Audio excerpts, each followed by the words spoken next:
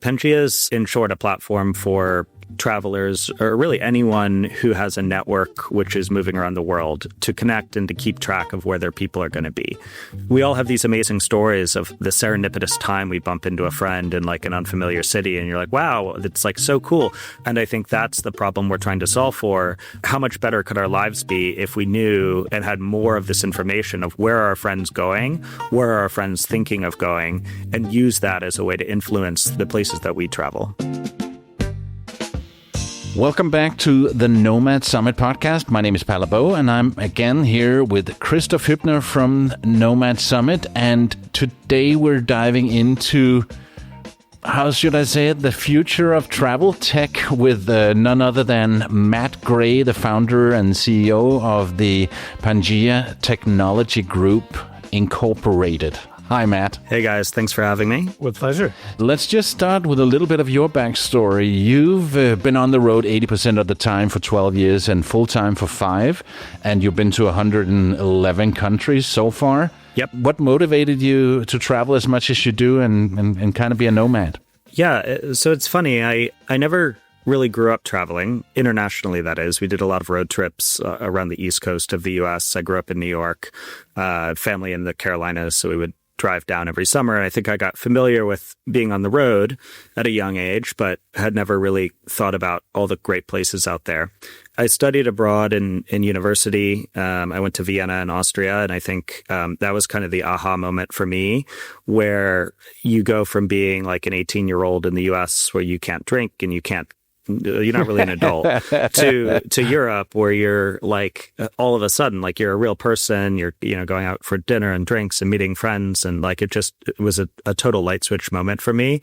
Also the realization of, I think, how much faster community forms when you're traveling, because you have so many touch points with people. You have so many different kind of activities and shared experiences that you just develop really cool connections and friendships. So that was kind of the start of it. And then when I graduated university, I worked for a very traditional sort of in-office company, but they were very international. And that was one of the things that I really liked about them. So they were a company called Ion Group. We were a global fintech. And I joined in a rotational program, did a lot of different roles. Actually really enjoyed my time there for the first couple of years of my career, the office life and the different connections I met. But one of the most exciting parts of that was it was a very international company. So had opportunities to go to London. We had a big office in Italy. And then as I got more senior in that organization, I really leaned into that. So I ended up starting a team in Indonesia. I managed a team in India that we built out. I was in London once a month, in Italy sort of once a quarter, and probably 3 trips to Asia each year. And as someone who liked traveling, I would just, Americans don't get a lot of time off. So I would kind of stretch what I had. And if I was in India for 2 weeks for work, you could use a couple days of time off and do a cool trip to Nepal from India. And it kind of just opened up what was possible in a weekend. So that was kind of chapter 1. And then at some point, I realized that the travel was more exciting than the work. Like, I enjoyed the company, I enjoyed the work, but it was really travel that I was passionate about. And at that point had nearly 10 years of corporate experience under my belt, and decided to sort of put my focus on that area and that passion by taking the experience I'd built building products and building something for the travel community, which was the start of Pangea, and kind of my real transition from a corporate person to an entrepreneur, and to someone who was 100% location independent, rather than, at a lot of flexibility, but I was still required to go to an office somewhere in the world at least once a month normally. So what is Pangea? Was it something that you thought, this is something I could use for myself? Totally. Or how did the idea come to you? Well, it's funny. So Pangea is, in short, a platform for travelers, or really anyone who has a network which is moving around the world, to connect and to keep track of where their people are going to be.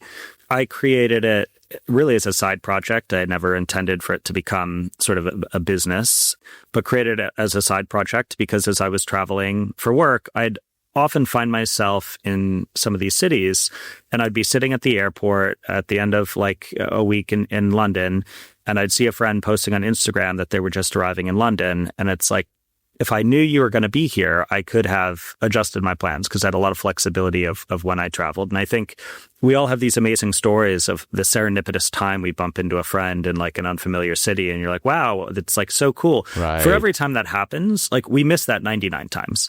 And I think that's the problem we're trying to solve for. Like, how much better could our lives be if we knew and had more of this information of where are our friends going, where are our friends thinking of going, and use that as a way to influence the places that we travel. So give us an example for how that played out for you, where you met someone somewhere who you would have never met by chance. Totally. So, I think the example that I had most recently, I was in New York for some meetings in May, and I was going to the Nomad Mania conference in Uzbekistan at the end of May. So I had like 2 weeks to play with, and I was just trying to figure out, do I stay in New York longer? Do I go to Uzbekistan earlier? Do I go somewhere else that's kind of along the way? And I was looking on Pangea. One of my favorite features is you can look on a map and filter on a certain date range. So I was able to see, like, over those 2 weeks, where were all my friends going to be?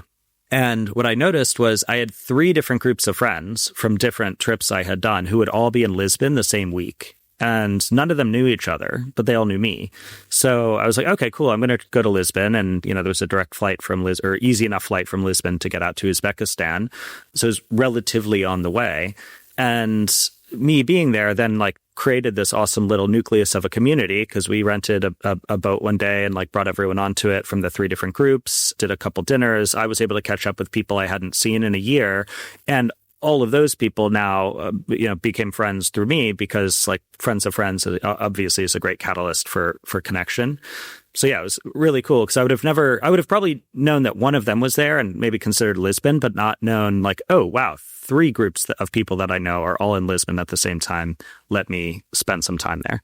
So that sounds like a case that works probably for you as the founder, as you got all your friends into the platform. And we all know the network effect of platforms, of software. They're only fun if a certain ratio of your friends are using them as well. Totally. I remember back in the days when Facebook came across the pond into Europe. I think in 2007, they did some kind of like an ambassador campaign. I was one of them back then, like one of 100 people that got acquired with some gamification and merch and stuff in order to bring all their friends over from the German legacy copycat where everyone was on. Okay. So you are growing your app beyond your personal network as well now, not only with Pangea, but also with acquisitions. Yes. Yeah.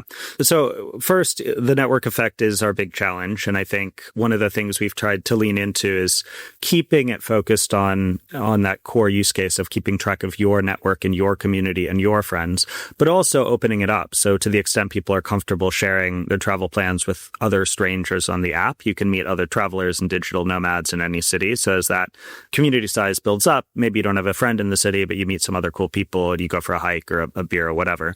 But yeah, I think density of the network is a really big challenge. So there were 2 other platforms in the Nomad space that kind of each of us came up in our own way, different origin stories. I have a lot of respect for both teams. We announced the first one, which was an app called Overlap. So similar concept. It would let you know when your plans overlapped with others. Used heavily within certain digital nomad communities. So largely within Wi-Fi Tribe and some of the early remote year trips were on that platform. We were sort of the next phase of remote year and also some of the more corporate nomads, I would say, who weren't kind of fully nomadic on Pangea. And then there's a third app called Nomadigo that we just announced last week that we acquired. And the idea was one of the big complaints that all 3 teams got from people where I've got friends on all 3 of these platforms. Why can't I just share my travel plans in one place with my network in all of these places? Can you integrate or something? And, if you're competing, then the answer is no, we can't really integrate. That would be working with a competitor. But I think a better version of that is let's bring the platforms together and the user base together and the community together.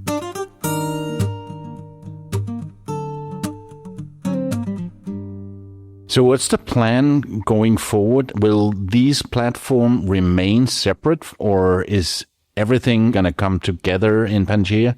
Yeah, so as of last week when we announced Nomadigo, all three platforms are now on Pangea. All of the users are on Pangea. All of their connections that they had in Nomadigo or Overlap are on Pangea.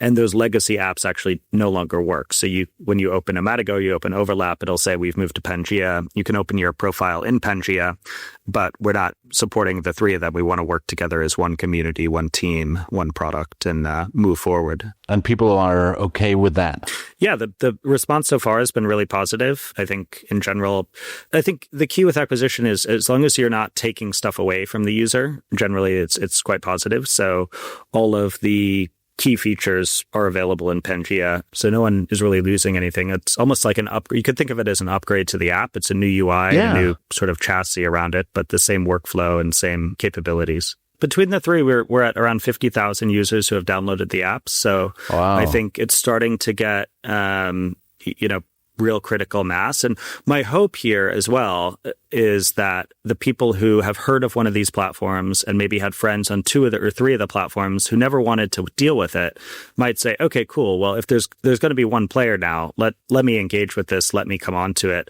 Let me share my plans. And by the way, it's 100% free.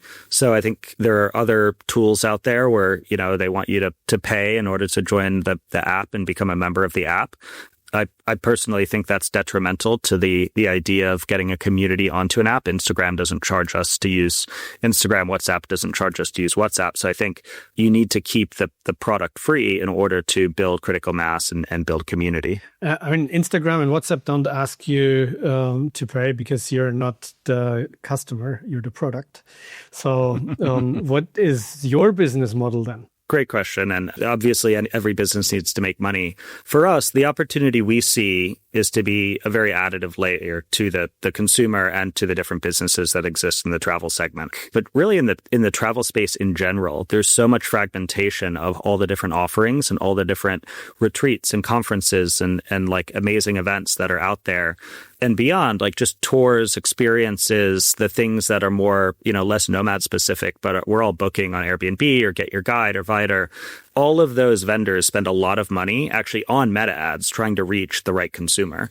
So our goal, we're not monetizing it all yet, but our goal is basically to figure out a way that we can be a better middleman between these different tour providers and inventory sort of operators and the consumers that are relevant. And then as a consumer, you can come into Pangea and say, oh, cool, there's this group of other people who are, other nomads who seem pretty cool going on this kayaking tour on Thursday. You can book that through us. We would get a commission on that. You would pay the same price as if you went to the vendor directly. The vendor doesn't have to spend money on ads, and sort of everyone wins. One thing I'm very committed to avoiding is ever showing direct advertisements in Pangea, because I think one of the reasons social media failed as a sort of category of software is their business model relies on you looking at the screen as much as possible. That the more you look at the screen, the more you make money. For us to succeed, we want to connect people in real life and have people connect with, other people doing experiences, doing things like that. So we want to make sure our business model is aligned to that, and,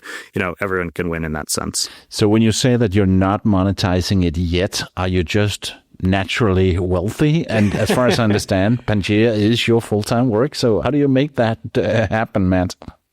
Pangea is my full-time job. We kind of took a long-term approach. So I worked in a corporate job for 10 years and saved up quite a bit of money before I made the jump to work in the startup. We also did an investment round, which is how we've funded the development and funded all of our sort of growth to date.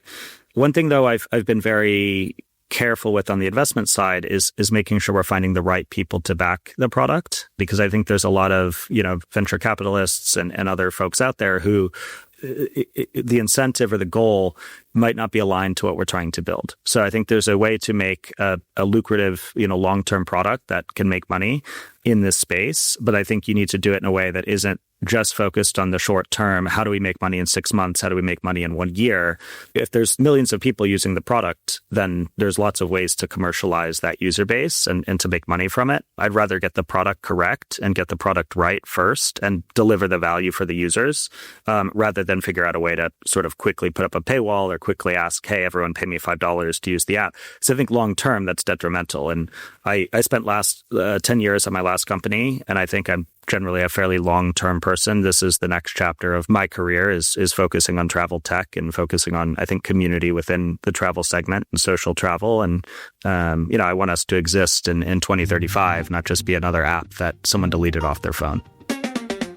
So did those two apps that you acquired, did they have some features that you didn't have already that you're now bringing into Pangea? Overlap, not really. There were some, like, you could tag profiles and trips and do some filtering on it, but no one really used it. Nomadigo is a great directory of co-livings, co-workings, and things like that. And we're actually keeping that alive. So their website, if you've probably seen it, but they have a directory of all the co-livings. They have a co-living verification process as well that we're going to keep and kind of roll out. And those will exist in the Nomadigo sort of web portal for now, and will get integrated into the Pangea app in time. I think one of the things Nomadigo did really nicely was they were really, really focused on the digital nomads as a niche. And I see Pangea becoming kind of the platform or the Strava for travelers, all travelers, because I think sometimes I'm a digital nomad. Sometimes I'm going scuba diving. Sometimes I may be in business meetings somewhere else. My needs as a consumer are different each time. And I think we want the platform to cater to more than one set of consumer and more than one set of user. But we can't just abandon the niches that are sticky to our community. So we want to build out sort of really rich content, one niche at a time. And the obvious starting point is digital nomads, because we have sort of critical mass of the nomad community now on the apps. And I'm, live and breathe that segment. Probably 80% of my time is as a digital nomad, but we definitely want to expand beyond that. That's very interesting. You mentioned you have investors. So you're venture backed. Is this like a FFF round that you had, or did you actually make it to get a real VC fund to put money on your idea? We did a pre-seed with kind of a network of sort of folks I had worked with in the past. We had opened that up a bit further, and I think one of the actually signs to go on this full time and really put the gas on it was I was meeting a lot of people traveling who had just out of the blue, after knowing me for 2 or 3 weeks, asked if they could get involved in the project. And that was kind of a nice validation that, okay, we're maybe onto something, because people who are moving around a lot, who are traveling a lot, are saying, this is a cool project, this is a real need, can I get involved in a material way? So that's quite exciting. If you convinced people to buy into your idea by trusting your head, but I guess you also had to convince them with some numbers. And a question that we're regularly discussing here on this podcast is the size of the market. Like, how many digital nomads are actually out there? We had scientists here that do scientific research into this topic. In our last week's episode with Rio of Co-Live Fukuoka, we discussed this topic as well. So, I mean, it often starts from a definition point of view, like what is a digital nomad? But you mentioned now that your target market is much broader and wider than just digital nomads, people who full-time travel while working remotely, working digitally. Your market is also vacation travelers, or you mentioned nomad mania earlier, extreme travelers. How do you define your target audience, your target market? Yeah, so I think the nomad, the what is a digital nomad question is always really interesting to me, because I've heard definitions that exclude me from it, and I'm like, well, okay, I disagree. And I've heard definitions that I really don't think are accurate. So the way I think of our market is actually not even all digital nomads fit within our market. I think most do. But what really is the defining thing for us is, are you someone who's moving around the world pretty frequently throughout the year? So if you're spending, 9 months in Bali and then 3 months in Bansko, and then you go home for Christmas, you're actually, you probably know who's in your city. And if people know that you're in Bali for 9 months, then they'll ping you that they're there. I think you're actually less of a target demographic for us. You're more than welcome on the app, and I think it's still a useful tool to keep track of where your network is going. Where we found people who are moving around frequently, so let's say 6 times a year up to once a week, are the ones who are really getting value. And when people have flexibility over their schedule and where they go next. So So where you have some ability to say, okay, cool, I'm in Cape Town right now. I don't know when I'm going to leave. Oh, cool, I've got friends going to Namibia in February. Maybe I'll go meet them for, 3 weeks while they're there. And I think so the more sort of traveler archetype, let's say, the people who really enjoy exploring new places and exploring new places with people, those are the ones that I think are the best sort of niche for us. I think that segment, though, is a couple 100 million people, because if you think of the people who are either doing that routinely or the people who are connected to those people who have invested. Like my parents love the app because they know exactly where I am. They know where I'm going to be. They don't travel around a lot, but they actually use the app quite a bit. And when they do travel, like you can monetize vacation travelers, I think even at a higher rate than digital nomads sometimes, because they have a higher budget for the 1 week or 2 weeks that they're traveling than a nomad might on a given week when they're traveling, because we're obviously trying to stretch it through the whole year. So yeah, I put the market size in the sort of 100 million to 200 million as our sort of core. I could see it going higher because you can engage with tour operators, people who are in the tourism sector in these different locations. But in terms of like sort of power users, I would say 100 to 200 million. But again, that could be someone who's a ski instructor who does different ski seasons and moves around different ski mountains, or it could be a business traveler who's traveling a lot for work and just also loves to take trips to somewhere. I think travelers are pretty multifaceted. So it's really about how frequently are you traveling, and whether or not you're full-time, you have an apartment, and you're spending a lot of time traveling, but you do have a base. I think that part's irrelevant. It's more, are you moving around the world a good amount in a given year? So I just downloaded the app. I haven't created a profile yet. How much work does it take for me starting up and on a regular basis? Do I need to remember to put in where I'm going, or does it find out automatically when I'm there? How does it work? We've tried to teeter that line very nicely. Our onboarding, there's quite a few steps and a little wizard to help you get up to speed.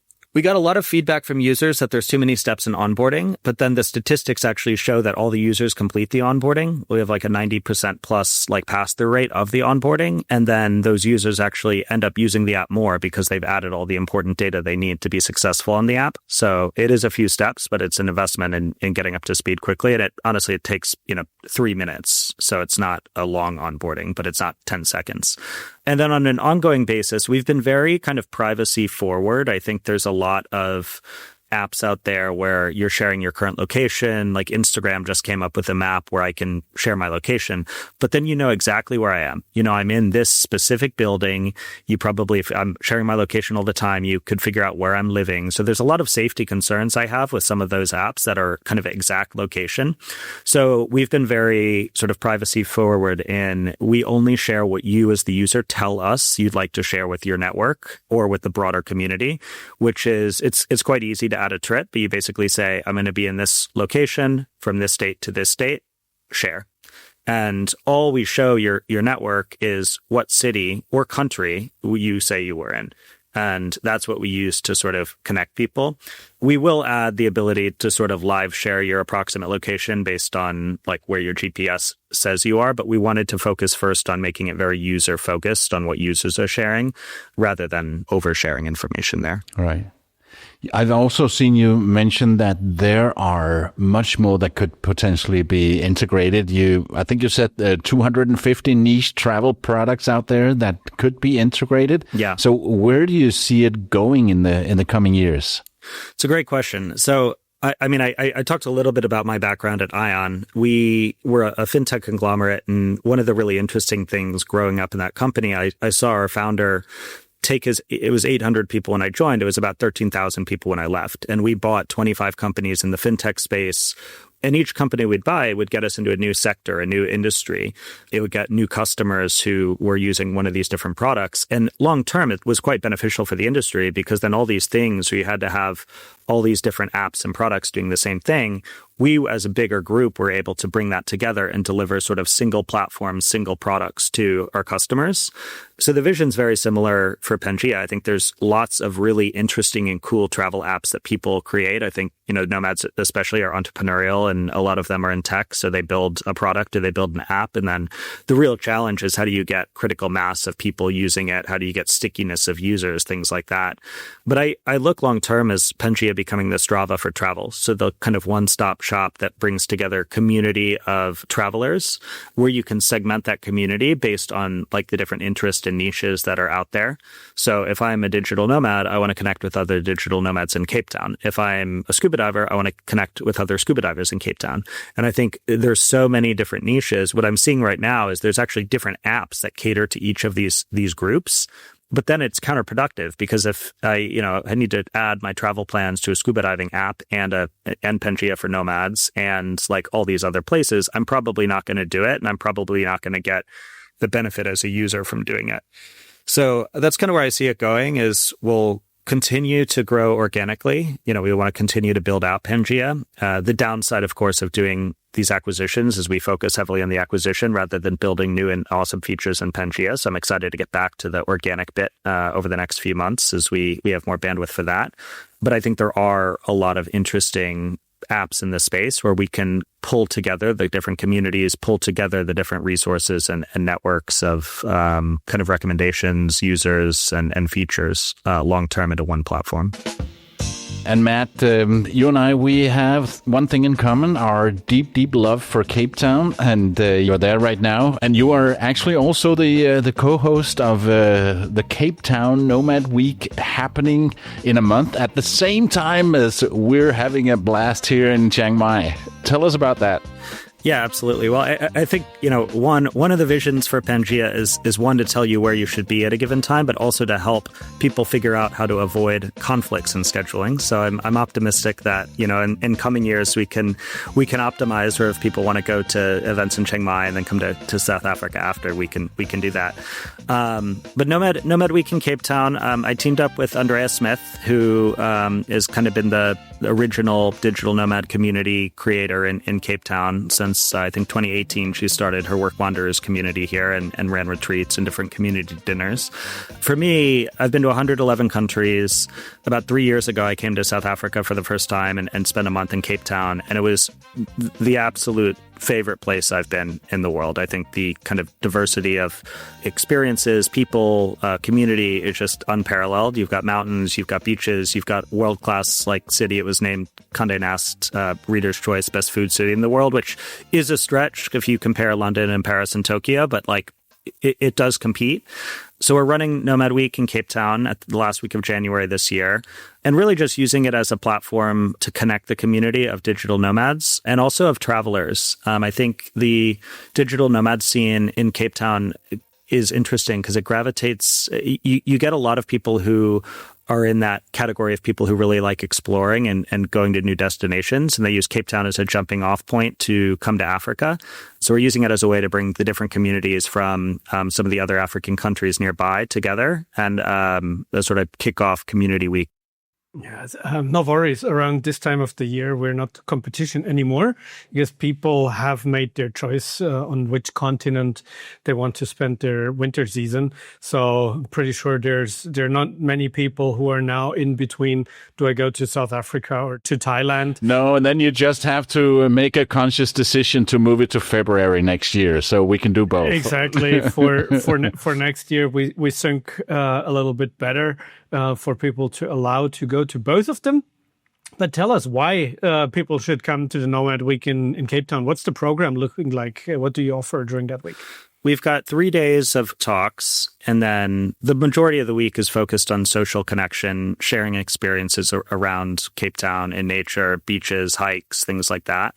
But doing it as a group, doing it as a community, and just bringing the same group of people together for the week. A lot of people typically will stay for 3 months. So we did it in January this year as a way to be at the beginning of that season, because then you meet a lot of people then. And then you, of course, have a good network, good community, good friends for the next 2 months. One of my sort of personal missions as someone who has been a lot of places, and actually I'm on my personal mission to visit every country in the world, was to help kind of expand people's minds into some of the destinations that you can visit. So we've got a couple of speakers that I'm really excited about. One is a close friend of mine, Derek, who has been to 170 countries. He's built a 45-person global supply chain firm while doing it. So he's sort of built this corporate enterprise, but while traveling to places that, in theory, theory you can't work from, but he has, and he has the results to show it. We also have one of the few UN grandmasters who's been to all 193 countries, and he's done all of that as a digital nomad. So that's kind of my personal spin on it. Adrian is his name. Right. So I think he just finished his grandmaster journey this year. But yeah, really excited to have him and to hear about his experience, especially working from some of the more off the beaten places. I just got back from a trip to South Sudan with some folks who are in this sort of extreme travel world. And I think once you meet someone who's been to some of these like quote unquote scary places, you realize that they're not that scary and you can spend time from them. So that's one of our goals, is to help people, one, get beyond Cape Town to some of the more typical African countries that do have sort of thriving nomad scenes. We've got some partners in Namibia, some partners in Kenya, some partners in Ghana that are going to be involved, and just help unite some of them. And then two, just help people realize how many cool other places there are. And then on the social side, we've got, I think the event I'm most excited about, we've got a 34-bedroom winelands villa that we've rented. So we'll be having a big pool party, traditional South African braai out in the winelands, some of the best wineries in the world. So that will be, from a pure social perspective, I think a lot of fun. So for everyone listening to this podcast who's around Africa this time of the year, join the Nomad Week in Cape Town. For everyone who is in Asia, join the Nomad Week following the Nomad Summit in Chiang Mai, happening at the same time, last week of January. And for everyone who is interested in those extreme travelers, the UN Grandmasters, they have a platform. It's called Nomad Mania. Matt mentioned that earlier. And if you want to learn more about that, we had Orest, one of the partners and founders of Nomad Mania, here on the podcast, episode number 13. Listen in. We will link that podcast episode in the show notes below. And for now, thank you very much, Matt, to join our this week's episode. That was very insightful and inspiring. Super cool. Thank you, Matt. Thanks for having me, guys.